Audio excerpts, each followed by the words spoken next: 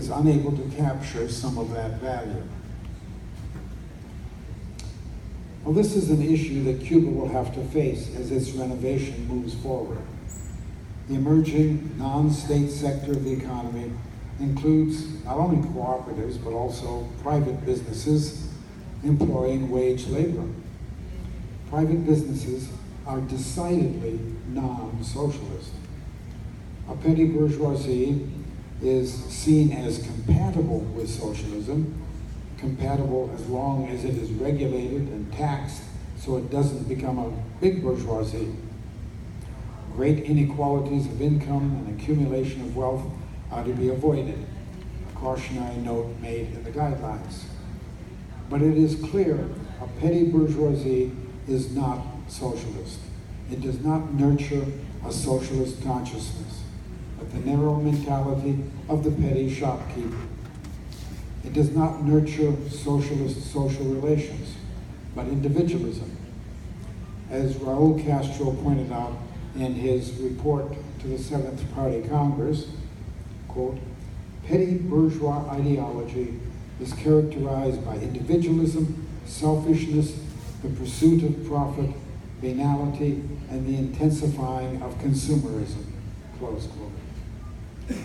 A petty bourgeoisie may be compatible with socialism when kept within limits, but it is not socialist.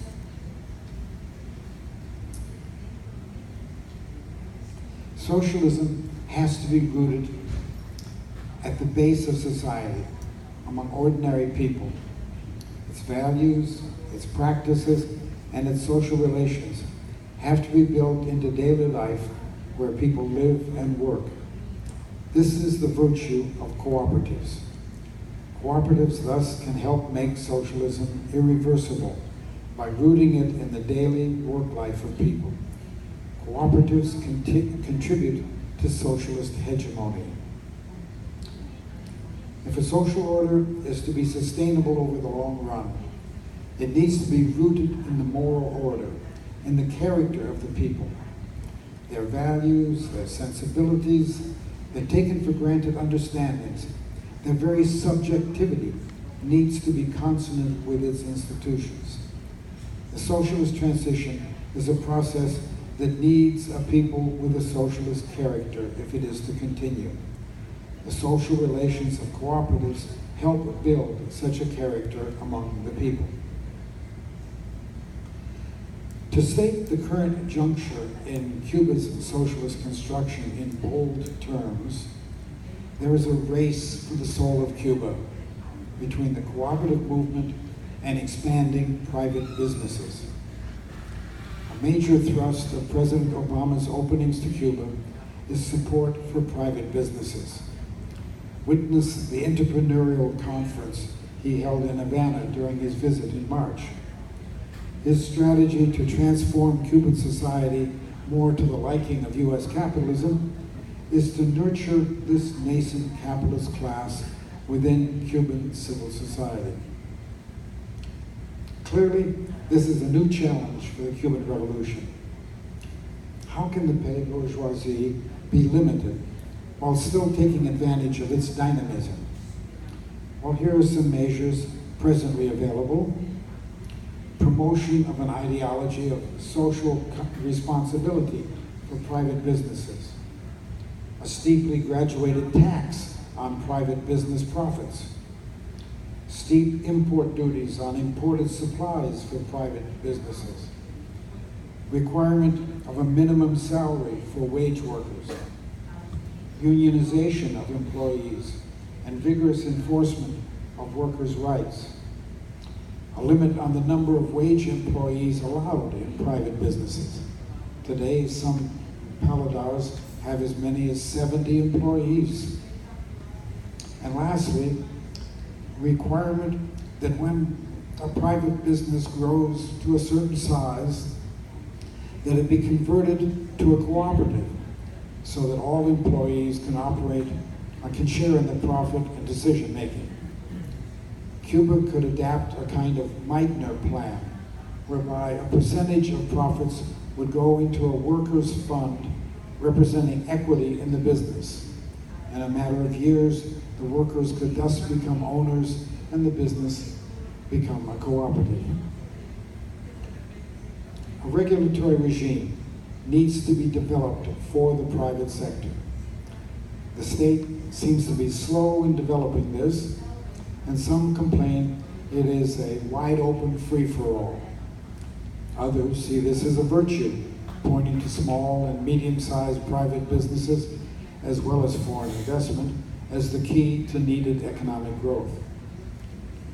While promoting cooperatives with one hand, the Cuban state needs to carefully regulate private businesses with the other hand so as to assure that they do not accumulate great wealth.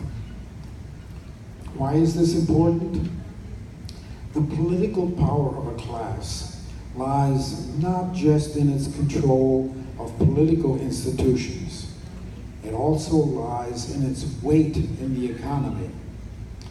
If private businesses were to come to dominate the non-state sector of the economy so that prosperity depended significantly on them, the state could find itself compelled to favor this non-socialist form of enterprise.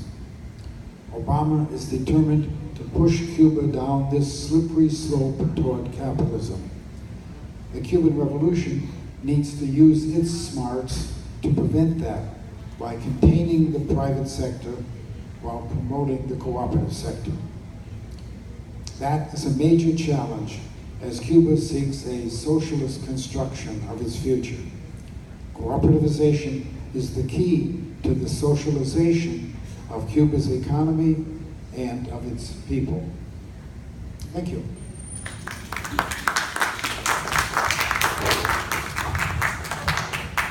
Thank you, Cliff. So we have a few minutes for questions, but you need to come up to the mic.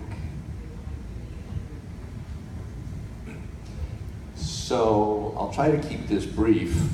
There's two things that I have fundamental differences with Cliff on that will be discussed during this conference, and I think they'll be very interesting. One of them has to do with the state, and we'll be talking about that Friday, and that's a big topic, so I won't talk about that now. I'll talk about the smaller thing. Incidentally, the state, I entirely agree with his view of governance, and yet I disagree with his view of the state. So there's some interesting discussions to have there. But there's an expression that he used that you'll also hear from Jesus Garcia on Friday, and it's an expression that Michael Leibowitz often uses. He said, don't speak of constructing socialism as if it were a thing, but of socialist construction. In other words, a process. And so this is just a small point that I want to bring up and argue, and I will not convince him, or Michael Leibowitz, or Jesus, that all have the same view. I think when you have I agree, socialist construction is a process. And that's the essential point. And they're very concerned with avoiding the two-stage theory of Stalinism and avoiding looking at it as a non-dynamic process. So my only point is that in any process, you have phases, you have stages. They don't like the word stages because Stalin used them, but you have stages in any process. And it's essential that you understand something both as a process and know where you are in the process. If you dissolve the stages into the process, then you lose the ability to carry politics. And I'll end by just saying, my question is, what does he think of this difference between stages and processes? And I'll end just by pointing out that historically, we took 200 years of construction of capitalism. That was a process. And nobody denies that there is a thing called capitalism. At least Marx didn't. He had a mode of production, a thing, which was defined by characteristics that made things capitalist, even though there's many capitalism. So that's so I think you have to think of both processes, and you have to understand stages in it.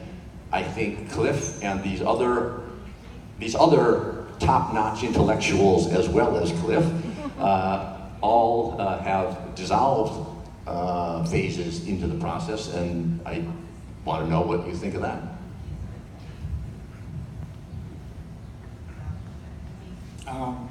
Al and I have had this discussion online, and he always succeeds in finding some point of disagreement between us, even where it turns out it doesn't really exist. I mean, I totally agree that within the process there are stages, and it's important to understand the stages. But it seems to me that it is very fruitful to think of socialism as a process of incremental socializing of the institutions of society. That is, bringing them into the commons under collective control by communities. They're nested communities within a society, and as I suggest, the governance ought to be in accordance with the principle of subsidiarity, that is at the lowest level possible, and higher levels should be there to facilitate and, where necessary, coordinate different levels. But the closer to people's concrete lives the powers of decision-making are, the more effectively democratic the control of those commons can be.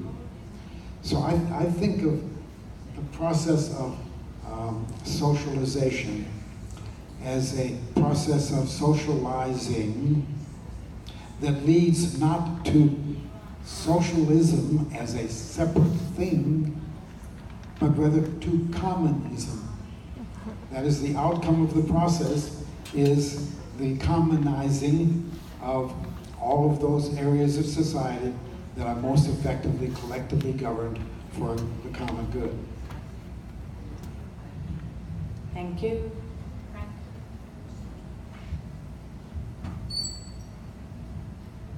Yes, well, in the same discussion, I tend to kind of side with Cliff. I think more in terms of process, especially as a geographer. Sometimes leading to thinking in terms of stages leads us to pitfalls in that in believing that there are distinct changes that last a long time as opposed to continue to change in the process. On the other hand, conceptualizing in stages also helps to identify particular factors that are important during a certain time period. But anyway, so where I disagree with Cliff is actually on the role of the petty bourgeoisie in socialist society. In my conception of Marx and Engels and others, and other classical Marxists, is that the interest of the petty bourgeoisie inherently lies with the working class. As defined by the relationship to the means of production. Essentially, although some people in the petty bourgeoisie become wealthy and sort of enter what you could consider the bourgeoisie itself, most live a very precarious life, right? It's a matter of being your own boss and trying to say, let's take the small example of a food stand, right? You're your own boss. You buy the resources, you produce something, and you sell it at a small profit, and this gets you by. So turning towards the Paladars as an example is really unfair, because the Paladars are the most successful aspect of this, or the most successful in the new growing self-employment industry. Now Ritter and Hankin point out in their book on self-employment that that essentially those who are becoming relatively wealthy here, and in the international sense, they're not that wealthy, but the most successful are those that have both capital to start the business and also the political connections necessary to be permitted to ignore the regulations, right? So those that had, and there was a lot of examples of private entrepreneurs who have broken the rules. Paladars that had more tables than were allowed, for example. Casas particulares that have a lot more rooms than were allowed. And I don't know where the exact limits are now. I think it's 50 tables. It's been raised, right? So they're allowing some to kind of enter a more level of a bourgeois class. So I would like Cliff to basically respond to this because most of this petty bourgeoisie is just struggling to make ends meet.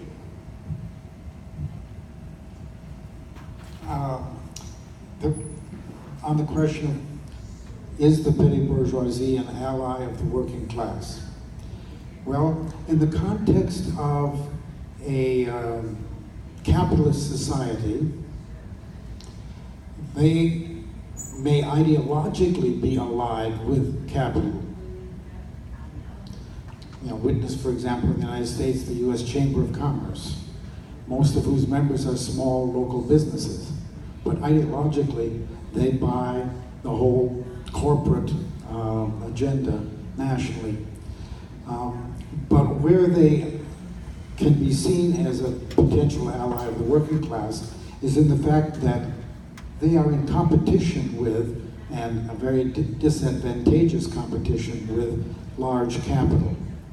And so there is a basis for the mobilization of the petty bourgeoisie for progressive working class oriented politics. Now, I wasn't in my remark referring or trying to interpret Marx's views on the petty bourgeoisie.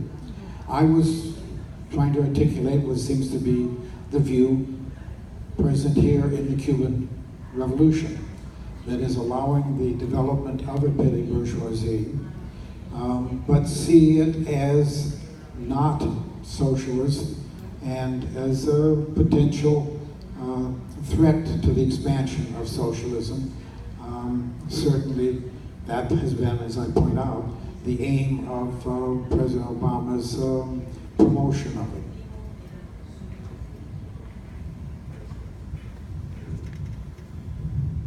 Okay, we only really have 5 minutes. I'm going to take both questions and let Cliff decide which one he's going to answer.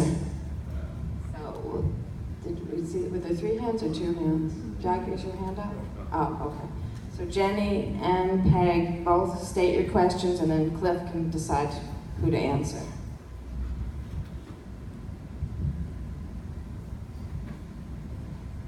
I had read your paper yesterday night, and also read your other papers.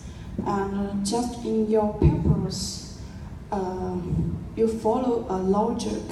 The logic is like cooperatives can promote the social consciousness, and then we can focus on common goods. Then it will be easy to promote and build associated workers, or just as you said, Marx said about species being. And then it will be very easy to construct socialism. So if you follow your logic, and then do you think cooperatives is an essential part to construct socialism? If so, Cuba has special conditions. Right now in Cuba, it is not very easy to access to internet, and Wi-Fi is not everywhere. So in the future, if Wi-Fi is everywhere, internet is very easy to access to. And then we can use smartphone, and a lot of people can use smartphone to do some small business, such as right now in US, Yelp and Uber, and also Airbnb. So if this happened, do you think it will be a barrier to promote cooperatives? Thanks. Thank you. Yeah, she's sharp. I hope you don't mind if I sit. I'm just going to make a very short comment. My understanding, when you talk about the petty bourgeoisie and you talk about traditional Marxism, it isn't about the size of the money, it's about the social relations of the production. And you know, like we had the problem with small farmers in the past, that when you've been very individualistic in your work, it's harder to learn the cooperative thing. And that's the criticism of the petty bourgeoisie.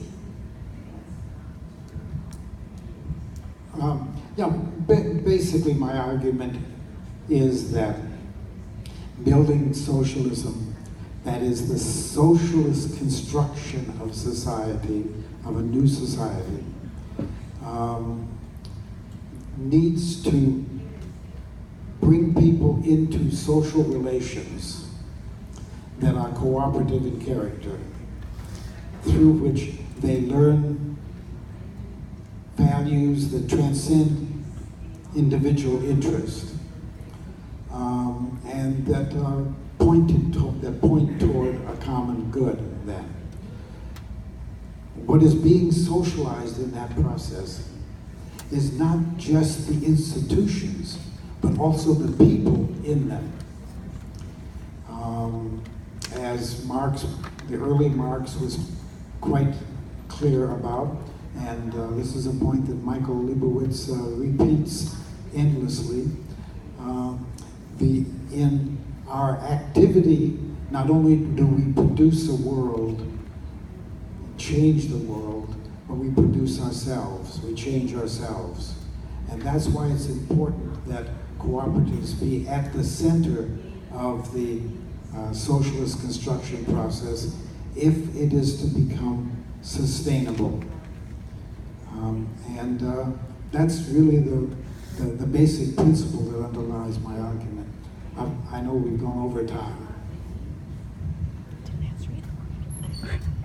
Let's thank Cliff one more time.